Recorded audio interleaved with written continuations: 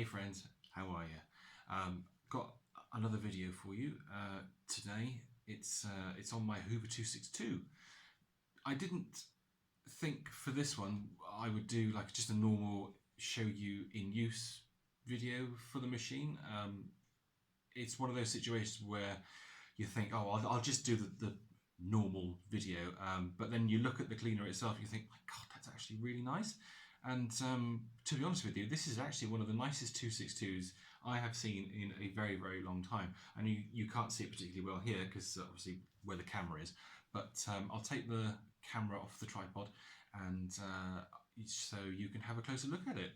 It is really, really nice. So I'll just talk through everything on it and I'll talk you through all the tools as well. So let's take a closer look. Well, here we are with the 262 itself. And as you can see, the condition that it's in is absolutely remarkable. There's hardly a mark on it actually. If we look at the head, there's a bit of dust there, but that's nothing. There's hardly a mark. There's hardly a scratch. I mean that I've seen these cleaners and they are in an absolute horrendous mess, but this one is really lovely. So just to give you a little bit of history on the machine, it was launched in 1945. It was Hoover's first machine after the Second World War. It's very similar to the US machine. I can't remember if it was a 26, quite possibly.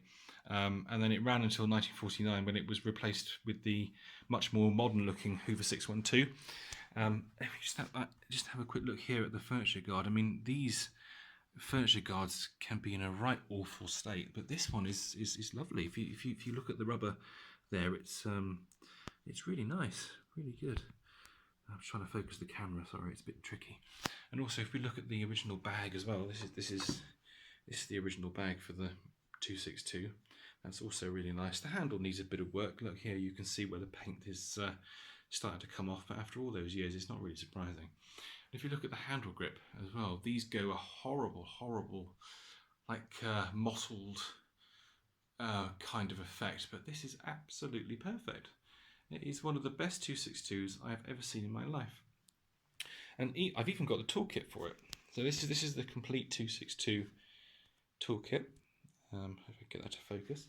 So you have all the various brushes for doing your hard floors and dusting. It's all Bakelite as well, so it's quite delicate. You have to be really careful with it. As you can see there, that the crevice tool's a bit scratched on that side, but overall it's pretty good. And it's got the hose here. It's got the blower converter as well, and the metal rods that go with it. So overall, it is a complete 262 kit. Yeah, it's really nice. Really pleased with it. So what I'll do now is I will take it into the other room and we'll see it in action. I was just about to start shooting the video, and then I thought to myself, oh, hang on a second. I remember the last time I used this particular machine, it ran really well. The motor sounds lovely, but the brush roll was a bit clattery.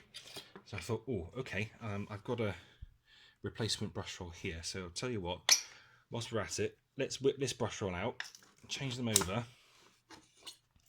Yeah, so it doesn't feel too bad actually.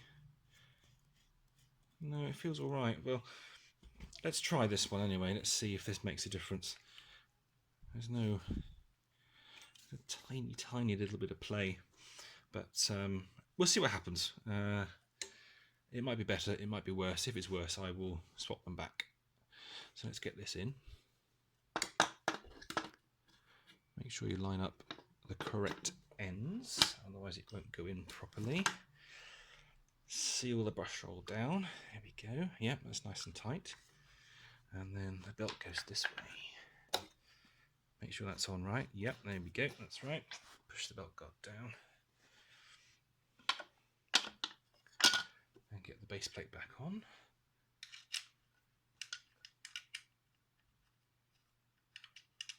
Do up this wing nut. There we go, it's hand tightness. Yep, that feels all right. Actually, I think the brush strips are much better on this replacement brush roll than they were on the one that I've just taken out. So let's give it a run and hopefully it'll sound good. Fingers crossed.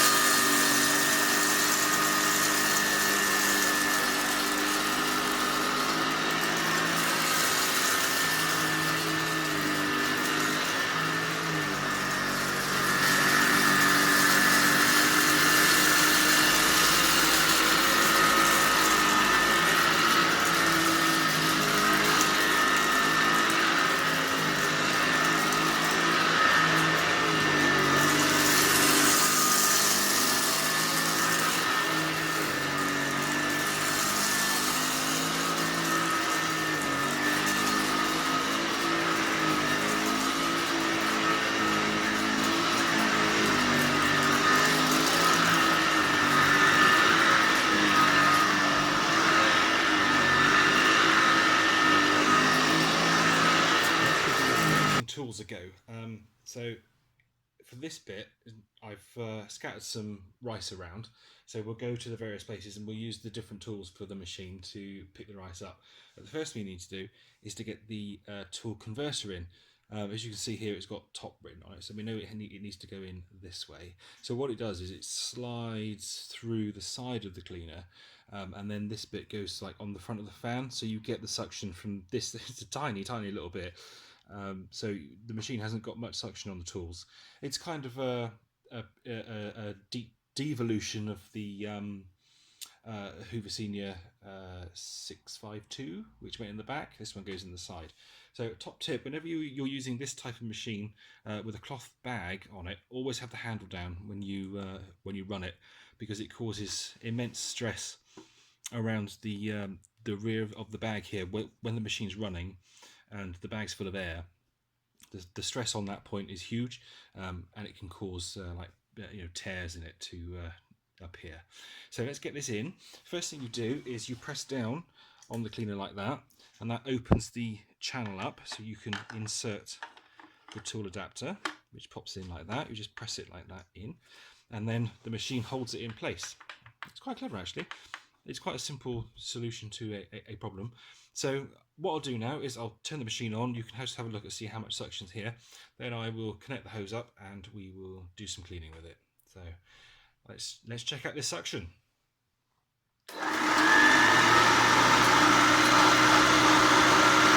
There literally isn't very much.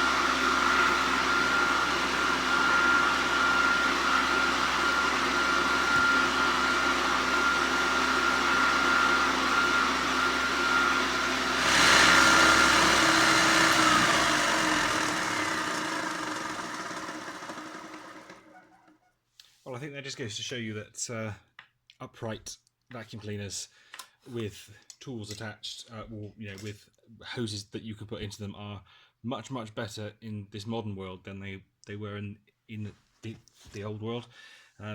Maybe don't have quite so much charm, but they are certainly better. I wouldn't be surprised if there's some rice in that, actually. No, it's alright. No, it's fine. So there we go. Let's pop the handle back up. So we'll just see the machine in action one final time, and we're done.